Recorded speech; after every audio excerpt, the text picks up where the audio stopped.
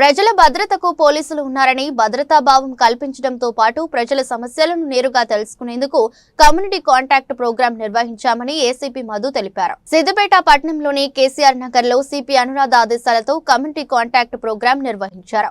కార్యక్రమంలో భాగంగా ప్రతి ఇంటిలో పోలీసులు ఆధార్ కార్డులు, వాహనాల పేరును తనిఖీ చేశారు.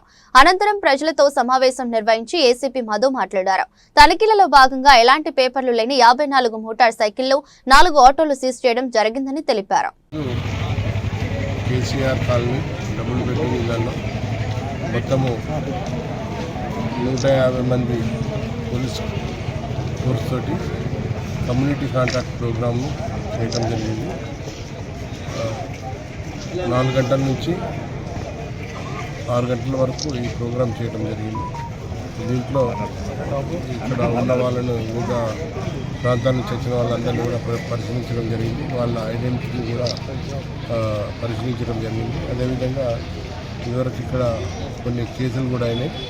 ఆ కేసులైన వాళ్ళు కూడా మంచి ప్రవర్తన కలిగి ఉంటున్నారా లేదా అని చెప్పేసి వాళ్ళని కూడా పరిశీలించడం జరిగింది.